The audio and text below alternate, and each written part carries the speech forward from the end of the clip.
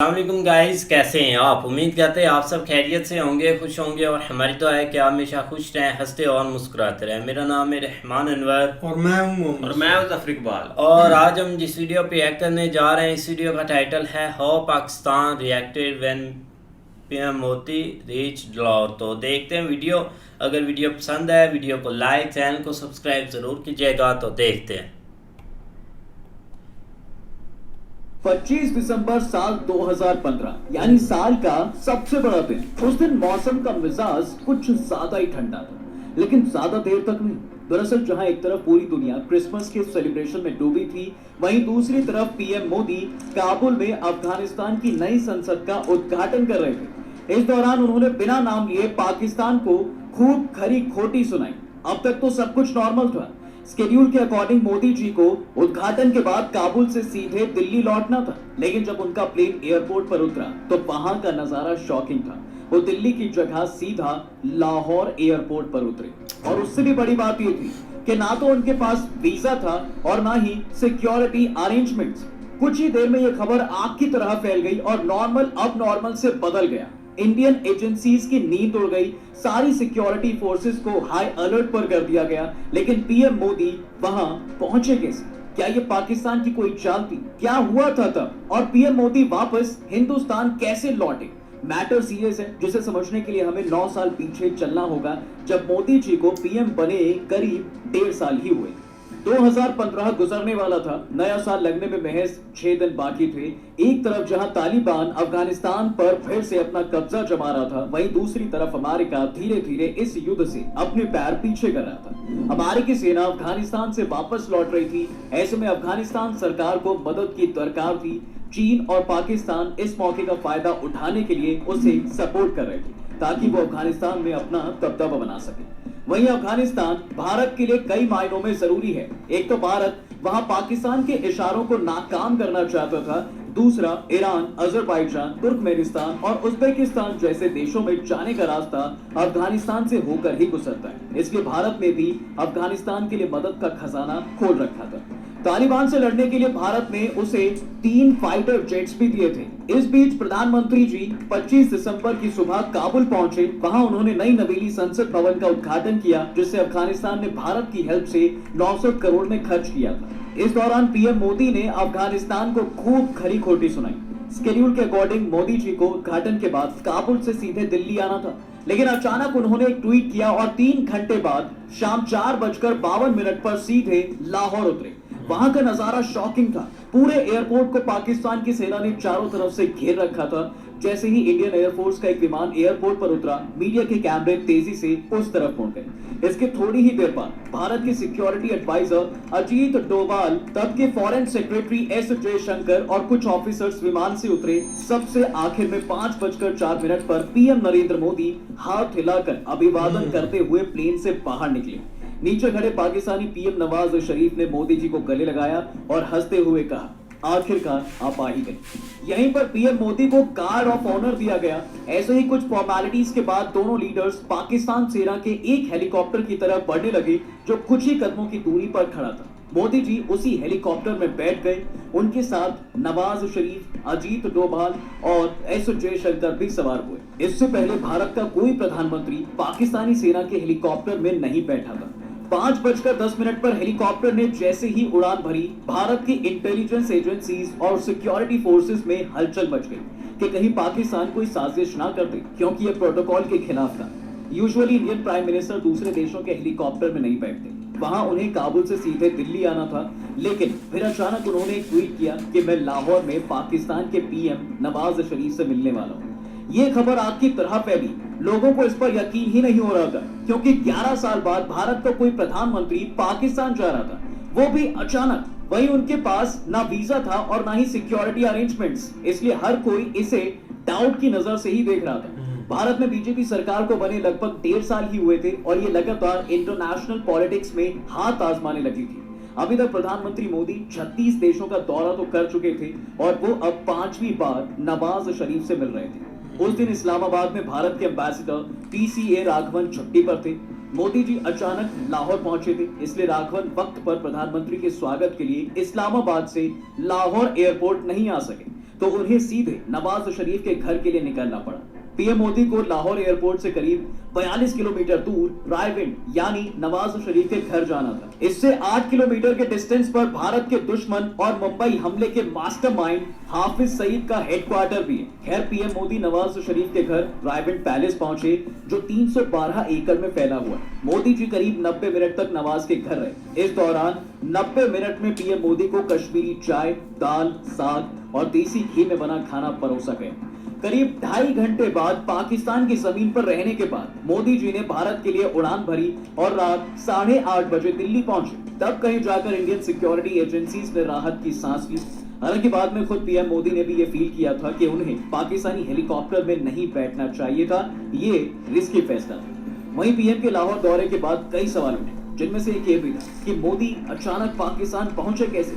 नवाज ने बुलाया था या वो खुद उनसे मिलने पाकिस्तान गए थे? तब भारत की तरफ से कहा गया कि प्रधानमंत्री मोदी को नवाज शरीफ ने पाकिस्तान आने के लिए इनवाइट किया था।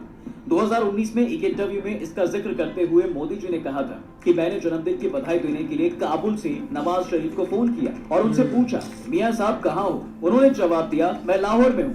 मोदी जी ने आगे कहा, यार कमाल हो, तुम रावलपिंडी रहते नहीं, लाहौर में रहते हो। इस पर नवाज ने कहा कि मेरी भांजी की शादी है, इसलिए लाहौर आया हूँ। फिर नवाज ने पूछा, आप कहाँ हो? मोदी जी ने कहा कि मैं काबुल में हिंदुस्तान जा रहा हूँ। नवाज बोले कि यहाँ होकर जाइए। पीएम मोदी सोचते हुए बोले, भैया अचानक कैसे प्लान बनाऊंगा? तब नवाज ने उन्हें 10 मिनट के लिए मिलने को इंसिस्ट किया। इसके बाद मोदी जी विदेश मंत्री सुषमा जी को फोन करते हैं, उन्हें बताया कि वो धर्म संकट में फंस गए। मेरा मन करता है कि जाए तो अच्छा है, आपका क्या मत है? सुषमा जी ने कहा कि मुझे अच्छा लगेगा कि ये आप ही डिसाइड करें। इसके बाद मोदी जी काबुल से सीधे लाहौर पहुंचे। वहां 2.5 घंटे रुके। नवाज उन्हें लेने और विदा करने लाहौर एयरपोर्ट तक गए। फिर रात को 8:30 बजे पीएम मोदी दिल्ली पहुंचे। तो ये थी पीएम मोदी की कहानी जो उन्होंने सुनाई, लेकिन इस पर नवाज साहब का कुछ और ही कहना था। दरअसल नवाज शरीफ के फॉर्मर स्पेशल एडवाइजर तारिक फतेमी ने 2018 में एक मीडिया इंटरव्यू में दावा किया था कि भारत के प्रधानमंत्री ने नवाज शरीफ को जन्मदिन की बधाई दी और कहा कि मैंने अपनी ऑफिशियल विजिट पूरी कर ली है, अब काबुल से दिल्ली लौटने वाला हूँ, उससे पहले 1 कप कॉफी के लिए आपसे मिलना चाहता हूँ। ऐसे में हमारे प्रधानमंत्री उन्हें कैसे मना करते? लेकिन अगर सच में यह पाकिस्तान की कोई साजिश होती तो क्या होता? क्या भारत पाक में न्यूक्लियर वॉर हो सकता था? और क्या भारत इतना कैपेबल था? दरअसल न्यूक्लियर अटैक कब और कहां करना है, इसके लिए भारत में न्यूक्लियर कमांड अथॉरिटी है। इसके पॉलिटिकल चीफ प्रधानमंत्री और एग्जीक्यूटिव चीफ एनएसए होते हैं। प्रधानमंत्री फैसला लेते हैं कि परमाणु हमला कब करना है और एनएसए इस फैसले को लागू करवाते हैं। उस दिन दोनों ही चीफ करीब 45 मिनट तक पाकिस्तानी हेलीकॉप्टर में रहते। ऐसे में अगर पाकिस्तान कोई साजिश रचता तो क्या उस वक्त भारत का न्यूक्लियर कमांड उसका जवाब देने में एबल था? ये एक बड़ा सवाल आज भी है। हालांकि उस दिन तो कुछ हुआ नहीं, लेकिन बाद में पाकिस्तान ने अपने रंग दिखाने शुरू कर दिए। दरअसल पाकिस्तान से भारत लौटने के बाद पीएम मोदी ने बताया कि नवाज शरीफ ने किस तरह से उनका स्वागत किया और एयरपोर्ट तक उन्हें छोड़ने भी आए। उनकी गर्मजोशी पीएम मोदी के दिल को छू गई। बाद में इसे लेकर प्रधानमंत्री ने सोशल मीडिया पर पोस्ट भी किया, जिसे पाकिस्तान की अखबार द नेशन ने इसे मोदी का डिप्लोमेटिक मास्टर स्ट्रोक बताया। वहीं ट्रिब्यून अखबार ने लिखा कि ये उन 2 देशों के रिश्तों को नॉर्मल करने की एक और कोशिश है जो 3 युद्ध लड़ चुके हैं। वहीं तब की विदेश मंत्री सुषमा स्वराज ने कहा था, दैट्स लाइक अ स्टेट्समैन, पड़ोसी के साथ ऐसे ही रिश्ते होने चाहिए। हालांकि दोनों देशों के बीच रिश्ते ठीक नहीं हुए। 2 जनवरी 2016 यानी 8 दिन बाद तड़के 3:30 बजे पंजाब के पठानकोट एयरबेस पर आतंकियों ने हमला कर दिया। इस दौरान 4 आतंकी मारे गए, लेकिन भारत को भी 7 सैनिकों को शहादत देनी पड़ी। इसको लेकर विपक्ष ने सरकार को खूब सुनाया। जांच में पता चला कि यह हमला पाकिस्तान आतंकी संगठन जैश-ए-मोहम्मद ने करवाया था। इसकी जांच के लिए पाकिस्तान से एक टीम भेजी गई, जिसमें आईएसआई के लोग भी थे, मगर रिजल्ट हर बार की तरह इस बार भी 0 रहा। लेकिन सवाल यह है कि क्या सच में प्रधानमंत्री का काबुल से दिल्ली ना आकर सीधे लाहौर उतरना क्या मास्टर स्ट्रोक था जो फ्लॉप रहा? एक्चुअली मोदी जी की कोशिश अच्छी थी। पहले शपथ समारोह में नवाज को बुलाना, फिर काबुल से आते समय लाहौर रुककर नवाज से मिलना, इन सब से पाक की आवाम के बीच ये मैसेज गया कि हिंदुस्तान पाकिस्तान का भला चाहता है और दोनों के रिश्ते सुधर रहे हैं। लेकिन दोनों घटनाओं के बाद पाकिस्तान के पठानकोट, उरी और पुलवामा अटैक ने सब गड़बड़ कर दिया। दरअसल उन्हें समझ ही नहीं है। वे कहते हैं कि झूले पर क्यों बैठे, चाय क्यों पी, इनके दिमाग में राजनीति इतनी भर गई है कि राष्ट्र नीति भूल जाते हैं। विदेश मामलों के जानकार सुशांत सरीन का मानना था कि प्रधानमंत्री के दौरे की वजह से पाकिस्तान दुनिया के सामने एक्सपोज हो गया। पाकिस्तान ने दोस्ती की पहल का जवाब ये दिया। दुनिया के सामने एक तरह से मैसेज गया कि एक देश बढ़ चढ़कर दोस्ती का हाथ बढ़ाता है और दूसरा पीठ में छुरा घोंपता है। हमें लगता था कि पाकिस्तान हमारी तरह ही है, लेकिन वो हमारी तरह नहीं है। पिछले 76 सालों से वो धोखा दे रहा है। पाकिस्तान को दुश्मन मुल्क की तरह ही ट्रीट करना चाहिए। इसके बाद रिसर्च इंस्टीट्यूट CSDS में प्रोफेसर अभय दुबे ने भी अपनी राय दी। उनके अकॉर्डिंग वे प्रधानमंत्री के शुरुआती दिन थे और वे उस वक्त किसी भी सेक्टर में कोई एक्स्ट्रा ऑर्डिनरी स्टेप उठाना चाहते थे। कई सेक्टर्स में उन्होंने ऐसी कोशिश भी की। फॉर एग्जाम्पल, भूमि अधिग्रहण कानून लाने की कोशिश, जन धन खाता खोलना और बांग्लादेश को गांव देने का फैसला। पाकिस्तान जाना भी उनकी वैसी ही कोशिश थी। हालांकि ये कोशिश कामयाब नहीं हुई।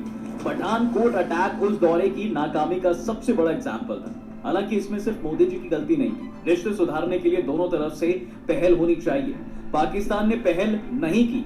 उसकी तब की लीडरशिप इतनी कैपेबल नहीं थी कि अपनी तरफ से इस तरह के बड़े फैसले ले सके। इसके बाद पाकिस्तान जबरदस्त पॉलिटिकली और इकोनॉमिकली इंस्टेबिलिटी के दौर में चला गया। पठानकोट हमले में शहीद हुए सैनिकों के पेरेंट्स का भी कहना है कि पाकिस्तान हमेशा झल करता रहा है। वहीं जब भी कभी प्रधानमंत्री या कोई नेता मंत्री पाकिस्तान जाता है तो उनके दिल में एक आह शक्ति है कि दोनों देशों के बीच बेहतर रिश्ते होंगे, क्योंकि उसका सीधा असर उनके परिवार पर पड़ता है, क्योंकि उनके बच्चे बॉर्डर पर ड्यूटी करते हैं। हर पल उनकी जान को खतरा रहता है। उस दिन जब प्रधानमंत्री पाकिस्तान गए तो उन्हें लगा कि कुछ बातचीत होगी, दोनों देशों के बीच तनाव कम होगा, अमन चैन लौटेगा। लेकिन पाकिस्तान ने छल कर दिया और वो ऐसा बंटवारे के समय से ही करता है। पठानकोट हमले में 7 सैनिक शहीद हुए थे। उनमें से एक गुरसेवक सिंह भी थे। तब उनकी शादी को महज 1.5 महीने ही हुआ था। गुरसेवक सिंह का परिवार अंबाला के करनाला में रहता था। गांव के बाहर मेन सड़क पर लगे बोर्ड पर लिखा है शहीद गुरसेवक सिंह मार्ग। गांव के सरकारी स्कूल में गुरसेवक सिंह की मूर्ति बनी है। काले रंग की संगमरमर पर उनकी शहादत की दास्तान लिखी है। गुरसेवक के माँ बाप आतंकी हमले वाले दिन को याद करते हुए कहते हैं कि उस दिन सुबह सुबह हमें पता चला कि पठानकोट एयरफोर्स स्टेशन पर आतंकियों ने हमला कर दिया। वो लोग टीवी देखने लगे। थोड़ी देर बाद टीवी पर खबर चली कि 1 करोड़ कमांडो शहीद हो गए, लेकिन उन्होंने गौर नहीं किया। उन्हें लगा कि कोई और होगा, लेकिन कुछ ही देर बाद गुरसेवक सिंह का नाम टीवी पर फ्लैश करने लगा। रिपोर्टर्स टीवी पर बताने लगे कि अंबाला के गुरसेवक सिंह शहीद हो गए। उसके बाद हमारे पैरों तले जमीन खिसक गई। उनकी जैसे दुनिया ही लुट गई। ये शहादत पीएम के भरोसे और पाकिस्तान के धोखे का अंजाम थी। इसलिए कई लोगों ने मोदी जी की कोशिश को क्रिटिसाइज भी किया।